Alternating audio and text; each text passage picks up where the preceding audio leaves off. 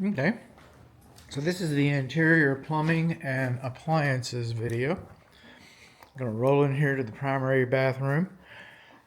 This is the jet tub. Hot's on the left, cold's on the right. It takes a little while for the water.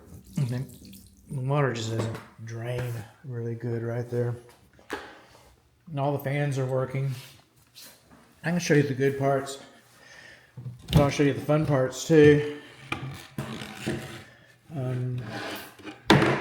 This bathtub has a leak underneath it. Okay, when it's operated.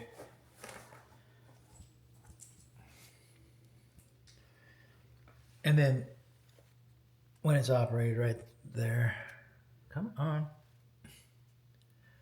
follow. See the leak right up underneath there.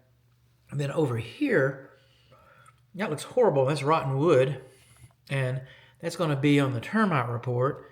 But at one time we had a shower pan leak. I filled this shower pan up nice and full, and it did not leak today. What are you vibrating for? That's interesting. Are you still going? 18? Yeah, 19. Okay. Alright. It doesn't like me.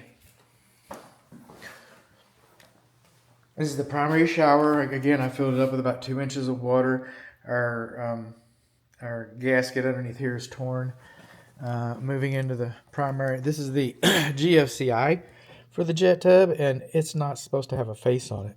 We're not supposed to be able to plug in a iron or something like that, or a vacuum cleaner. It's supposed to be dedicated. You're just running around, aren't you? Maybe if it looks at me. There you go. Maybe not the right camera for this. Hot's on the left, cold's on the right. Boring. Everything goes down that's supposed to go down. Bye, Timmy. Okay, so far so good. The fans are venting. We're missing one of our diffusers up here. And when you see soot around a register like this, that's an indication that your evaporator coils are dirty as well. And I've got some better ones than that to show you. Okay, rolling on. For example, that one's nice and dirty. This is a boring little half bath. And our sinks do not have percolators, and they're not required. And so that means that if it fills up, it can overflow.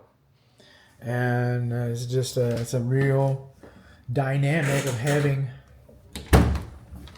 that. And having had that, we kind of overflowed some upstairs. In fact, let's go on up. That was a good preamble.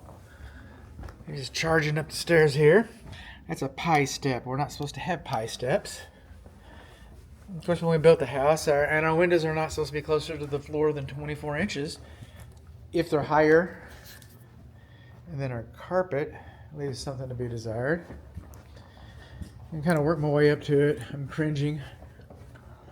Okay, so this is the upstairs hall bathroom. Hot's on the left, cold's on the right. Boring, boring. One of our luminaries is out. I'll have to update my numbers. And then we'll roll on in here. All of this I rescued out from underneath because it's boring underneath here. Hot's on the left. This bathtub drains very slowly. But this sink does not drain, and the drain is stuck down in there. And I spilled some water, and you can see that this has been an ongoing issue. That this has happened before, something's been happening, but water issues all around the baseboard right in here. That's what that looks like.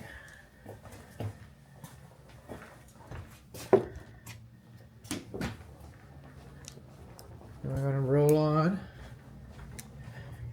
I was calling this a bedroom earlier. This is a media room, even though it has beds. That's where the water heaters are located, and we do not have a self-closing spring. We have a whole water heater video. And then we're going to roll on down. Honestly, I was scared to go back into that bathroom. It looked a little better. But speaking of that bathroom, now we're going to walk under it. Here we are in the kitchen. Here we are in the kitchen. And I think we came out unscathed. Okay? I think we came out unscathed. And here is our laundry, and we have a sink that we haven't hooked up, and that's our bonding for our electrical system. Now we have GFCI here, but we do not have GFCI here. We do not have GFCI here. We do not have GFCI for our clothes dryer. And we do not have GFCI for our ovens. And then our microwave, this little guy fits in here. I did not operate. I got a small video showing how hard he is to operate, but I haven't ran him yet.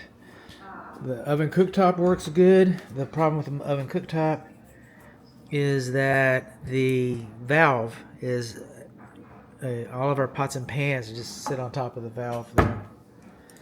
We did not install goof rings behind here. I have a link going to that, to your inspection report. Dishwasher's dishwashing. And moving on over here. This is the part I like. That's kind of neat. As long as this is not 1 horsepower, you can put your switch underneath here. If you put your switch underneath here, it's supposed to have, look at there, it's supposed to have a handle on it. Look at that. But what we don't have, and this is our pattern fitting because we're a sink, you know, for the drain. But we got electric cable improperly traveling through the, no we don't. No we don't. I thought we did. That's an air switch. And that's a water switch. So that's not electric cable running through the cabinet. Well, that's all right. Well, I'm just going to have to walk that back. If I had a video talking about that, then I'll put it in the captions. So, awesome. But still, the dishwasher has a low anti-siphon loop. I knew I was going to be able to talk about something. So the dishwasher has a low anti-siphon loop.